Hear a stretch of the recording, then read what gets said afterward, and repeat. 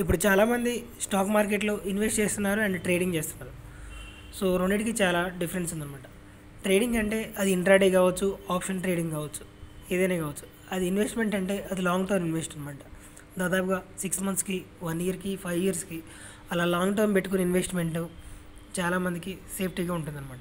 Option trading అంటే చాలా జాగ్రత్తగా చేయాలి. ఎక్కడన్నా కొంచెం ఇబ్బంది అవుతే ఆప్షన్ ట్రేడింగ్లో భారీ నష్టాలు చవిచూసే అవకాశం ఉంటుంది.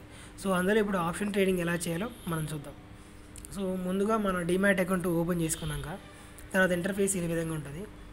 ఇక్కడ పైన నార్మల్గా ఇక్కడ సెర్చ్ చేసేది ఏంటంటే ఇవి జస్ట్ ఈక్విటీ ట్రేడింగ్ అనమాట. ఎటువంటి ఇబ్బంది లేకుండా లాంగ్ టర్మ్ ఇన్వెస్ట్ చేసే ఈక్విటీ ట్రేడింగ్. దీంట్లో ఒక షేర్ కొనవచ్చు. ఒక షేర్ ఇప్పుడు మామూలుగా ఎస్ బ్యాంక్ అనుకోండి, ఎస్ బ్యాంక్ 1 షేర్ వచ్చేసరికి 25 రూపీస్ ఉంది. సో 25 రూపీస్ మనం పే చేస్తే ఎస్ బ్యాంక్ షేర్ మనకు వచ్చేస్తుంది. సో ఇందులో లిమిట్ ఆర్డర్, మార్కెట్ ఆర్డర్ అనేది ఉంటుంది. మార్కెట్ ఆర్డర్ అంటే ఆ మార్కెట్లో ఆ రోజుకి ఎంత ప్రైస్ ఉందో అంత ప్రైస్కి మనం కొనే విధానం. లిమిట్ అంటే అంత ప్రైస్కి వద్దు, మనకు కొంచెం మనం అనుకున్న ప్రైస్కి దగ్గర అయితేనే బై అయ్యేటట్లు పెట్టుకునే ఒక ఆర్డర్ అనమాట. సో ఇది ఈక్విటీ ఆర్డర్. ఇప్పుడు మనం చూస్తే ఎఫ్ఎన్ఓ ఆర్ ఆప్షన్ ట్రేడింగ్ చూద్దాం. ఇది వాచ్ లిస్ట్ మీద క్లిక్ చేస్తే సో ఇక్కడ నిఫ్టీ, ఫిన్ నిఫ్టీ, బ్యాంక్ నిఫ్టీ అనే 3 రకాలు కనపడతాయి. ఇందులో కాల్ ఆప్షన్, పుట్ ఆప్షన్ ఉంటుంది. ఎప్పుడైనా నిఫ్టీ పెరుగుతుందని నువ్వు ప్రిడిక్ట్ చేసినప్పుడు కాల్ ఆప్షన్ తీసుకోవాలి. లేదా తరుగుతుందని ప్రిడిక్ట్ చేసినప్పుడు పక్కనున్న పుట్ ఆప్షన్ తీసుకోవాలి. ఇప్పుడు సపోజ్ మనం నిఫ్టీ తీసుకున్నాం, తగ్గిద్దని పుట్ ఆప్షన్ తీసుకున్నాం. సో ఇది ఏటీఎం అంటే at the money. Nifty A point దగ్గర అయితే ఆగిందో దాన్ని ఏటీఎం ఎట్ ద మనీ అంటారు. దాని కింద 3 పాయింట్స్ డౌన్లో మనం బై చేయాలి. అప్పుడే మనకి లాభం ఆర్ నష్టం వస్తుంది. రెండింటిలో ఏదైనా కావచ్చు. సో సపోజ్ ఇప్పుడు నిఫ్టీకి ఒక లాట్ ఉంటుంది, సింగిల్గా కొనడానికి లేదు. ఎప్పుడైనా లాట్ అంటే ఒక లాట్ అని ఉంటుంది. నిఫ్టీ ఒక లాట్లో ఉంటుంది 25, దాని లాట్ సైజ్ వచ్చి 25. ఇప్పుడు సపోజ్ ఇప్పుడు 25కి పెట్టి ఒక లాట్ కొన్నాం. సో దాని ప్రైస్ వచ్చేసరికి ఇంత ఈ విధంగా ఉంది. సో టోటల్గా ఈరోజు వచ్చిన నిఫ్టీ గ్రాఫ్ చూసినట్లయితే ఇలా గ్రాఫ్ ఓపెన్ చేసి ఆ 10 మినిట్స్ 1 మినిట్ ఆప్షన్ మనం పెట్టుకోవాలి. సో తర్వాత దాని మ్యాక్సిమం పాయింట్, మినిమం పాయింట్ మనం చూద్దాం.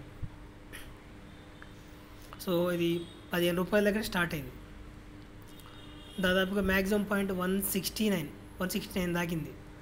సో తర్వాత క్రమంగా డౌన్ అయింది.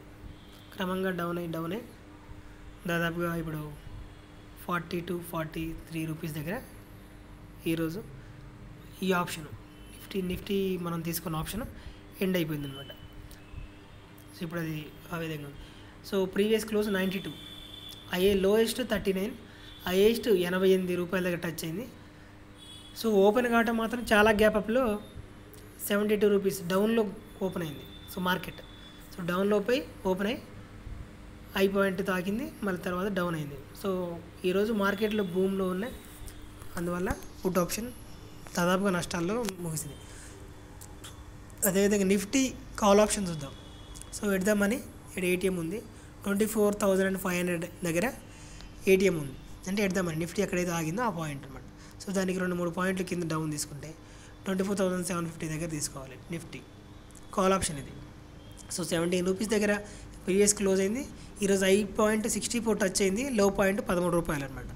సో దాదాపు 84% లాభం వచ్చింది ఈ స్టాక్ అనమాట. సో కాల్ ఆప్షన్లో 84% ఈరోజు లాభం వచ్చింది. సో చాలామంది లో పాయింట్ దగ్గర తీసుకున్న వాళ్ళు ఇంకా భారీ లాభం వచ్చి ఉంటుంది. సో ఇక్కడ నిఫ్టీ లాట్ సైజ్ 25 కాబట్టి ఒకటి తీసుకున్నాం, ఒక లాట్ తీసుకున్నాం. సో దాని రేట్ వచ్చేసరికి 850 సంథింగ్ ఉంది. సో తర్వాత బై చేస్తే ఆర్డర్ బై అయిపోతుంది. సో దాని గ్రాఫ్ ఈరోజు చూసినట్లయితే దాదాపుగా లో పాయింట్ వచ్చేసరికి 15 దగ్గర ఉంది. 15 రూపీస్ 90 పైసా దగ్గర లో పాయింట్ ఉంది. మ్యాక్సిమం పాయింట్ 62 రూపీస్ అనమాట. అంటే ఆల్మోస్ట్ 400% గెయిన్ అయింది ఆ ఆప్షన్. బట్ ఆ టైంలో ఎంట్రీ తీసుకున్న వాళ్ళు లక్కీ అనమాట. సో ఈరోజు అది మ్యాక్సిమం పాయింట్ తాకింది.